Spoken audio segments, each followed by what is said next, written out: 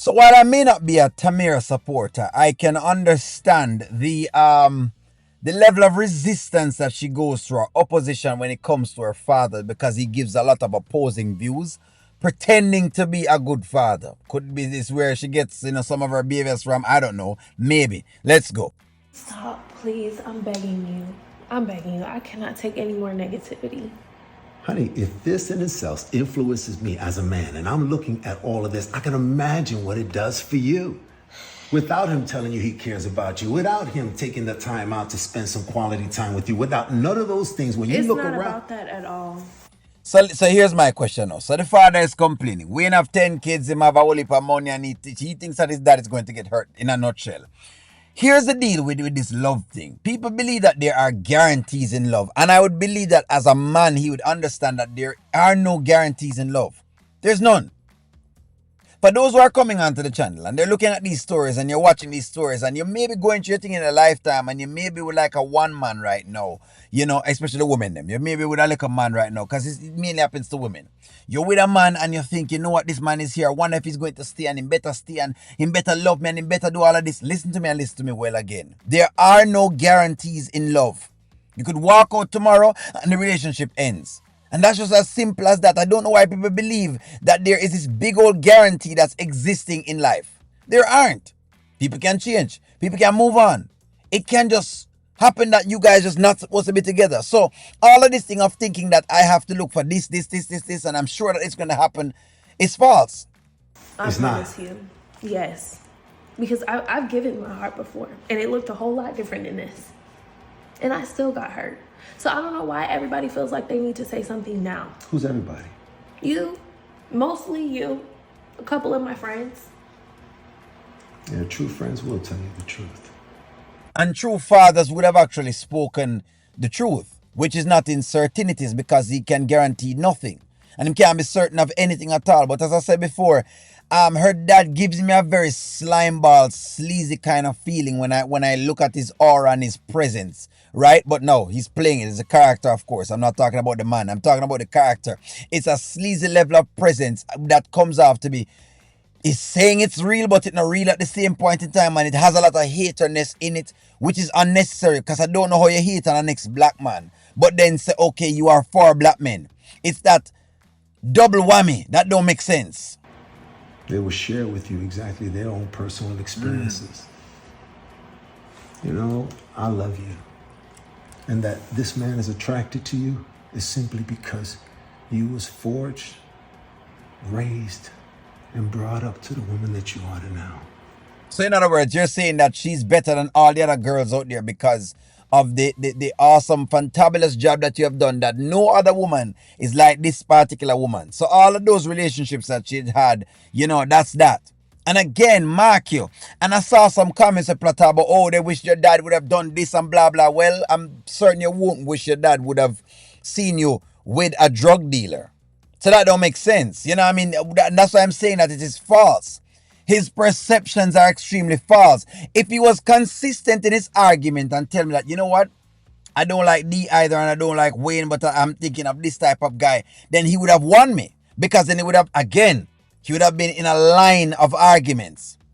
But you can't like the drug dealer and then the man with the 10 baby mother, you're saying, with the 10 babies, you're saying is no good. That don't make sense. It's not even equivalent. And generally a man thinks very logically. So this feel more emotional than more of a logical space of mind. So it's more from a feminine place that he's coming from. You're a good daughter. Your mama loves you. I love you. I love you too. I love you too, and I want to include you in the things that are happening in my life. And I feel like you just right now you are continuously like just being negative about this specific situation that I've chosen to be in. I understand the reputation. I know about it. I know about the kids. I know about their mothers.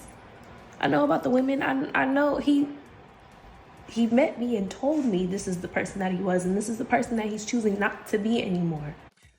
And you would think that with a man doing that, men don't normally have to do that, and a lot of men hide who they are. But for a man to get up and tell you a lot of things and give you it from the onset, You'd think that another man would have some amount of respect for that man for being very upfront about his past or about things that has happened before.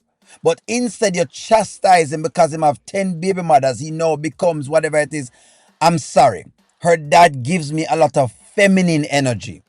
Whenever it is men do this, it's from a feminine space of mind. Maybe if her father had said, well, you know what, Tamara, it's not my kind of cup of tea, but you know what? I'm going to let you do your own thing because you're a grown woman. Because at this point, based on what her father is saying, nobody's good enough for her. Might as well him just marry him daughter. Might as well him walk her down the island, commit incest, and the both of them just get married. Because since as you don't think any other man out here can have her, maybe you should have her. He don't choose to be. He is. It's not something that he chose. He's a habitual violator. It is in his DNA. And you are a habitual hater. And that I can see is in your DNA. And possibly you may have transferred this to your daughter as well. But nonetheless, I'm not going to run into Tamara. Let me just stick right here so at this particular man. So for the ladies, I've watched the Wayne channel and I saw a bunch of comments who thinks that this is great parenting. This is awful parenting. Because while, of course, as a parent, you're supposed to guide your daughter, this is a grown woman. For you to be interrupting and getting in the midst of a grown woman being able to make decisions on her own is very facetious and very much over the top. And you are now a habitual line stepper because you're passing lines you're not supposed to be passing. While you can advise her, the levels that you're going to try to see if you can discredit another man because him have a bunch of things and him have a bunch of baby mothers is uncanny. I've never seen this before.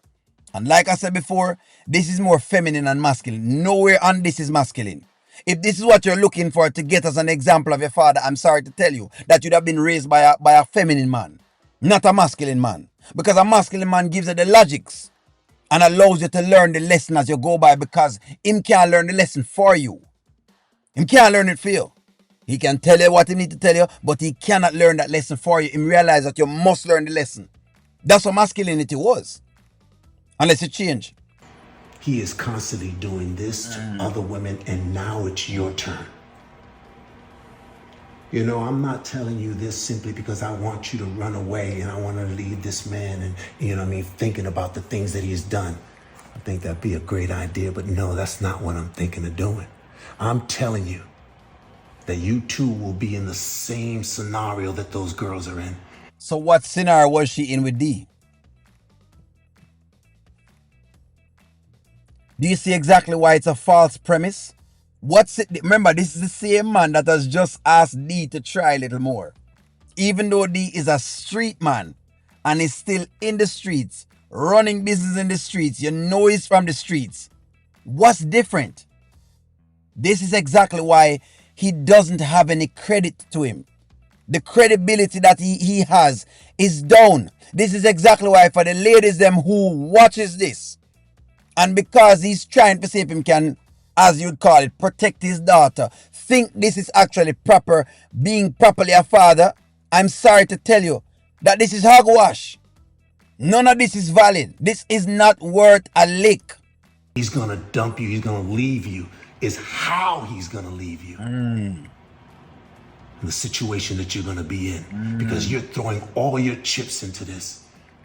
You're talking to me like I don't know. Because you don't. You're talking to your dad that loves you and would rather be like any other father, say, man, go and get the money, go on get big. But No, say go and get the experience. Because you're going to need the experience. And that's what I cannot teach you. I cannot hold your hand. What he's doing is treating her like she's 5. Or you know what? Better yet, you're treating her like she's 1. So you have to hold on to her hand to have her walk from one place to the next. And she's not 1. She must come to learn the same lessons that every other human being have to learn.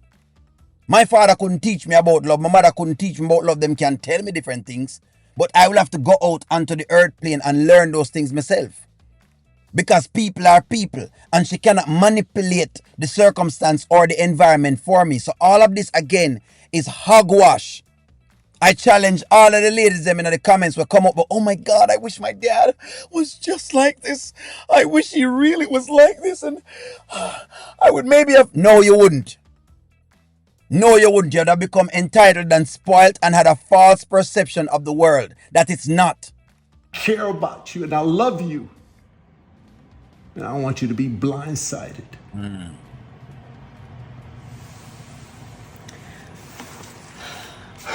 I just wish that you would believe in me. Like, I'm choosing to believe in the relationship that I'm in right now. I want you to trust me and trust that you instill good instincts in me. I do. I know that you have a heart of gold. What I'm looking at is the sorrow in the hearts of those children and in the mother. I know that he takes care of his kids. There's no doubt in my mind. Do you understand how much you have to be a hater to go deep down in your soul and to chastise and criticize Wayne's kids? What do you know about his kids? How do you know those kids aren't happy? Who gave you that perception? What makes your daughter much more happier than Tony or what's his name, the next one, or the other kids that him actually have? How you know them not happy? If we're going to talk from a biblical place, then let's go from a biblical place. Didn't Moses have many sons? What is it? Didn't Abraham have many sons? So let me get so back those times it was right, but now it is wrong. And this is exactly what I'm talking about. Oh, you know, say him don't. How do you know that he doesn't love those kids? How dare you? The levels for you to make a judgment, and again, this is a very feminine man. There's nothing masculine about this man. The truth of the matter is that you need someone present in your life like I was in your life. All those women that are continuously crying, you're going to be another one on that list. Hey, perhaps you won't be crying in the Benz. Probably let you cry in that Rolls Royce. I love you. And I ask you to rethink this very carefully. No, this is not love. What this is it is my way or the highway. It is speaking in terms of negativity. It is how parents sometimes unknowingly hold you down. That's exactly what I'm seeing from this, because you think that you're supposed to be the one to guide as to where she goes and how she goes about life. But it is thy will be done, not my will be done. I don't know, y'all are out there and you watch a channel and y'all have kids. And some of y'all have big kids, and I know y'all know that you've told those kids a lot of things, and sometimes them don't listen to you, and it take them 5 or 10 years to learn the one lesson. But them learn it nonetheless. Look, the man is extremely feminine. The point of the matter is he's extremely feminine. This is an awful example of what a real good father is. I'm sorry to tell you.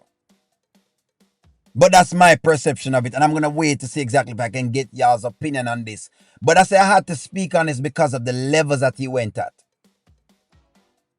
Now, mark you, we ain't have lots of kids, but nonetheless, a lot of people had lots of kids and has made out. How you know those kids won't make out? How you know them won't be successful? How do you know that? And regardless of what Wayne has done in the past and whatever things that has gone with women, don't women also hurt men? So how are you making it seem as though the only persons that can hurt anyone in a relationship is a man? As a man, you should know that. Unless you haven't been with enough women, basically. And again, that's why I'm saying what I say.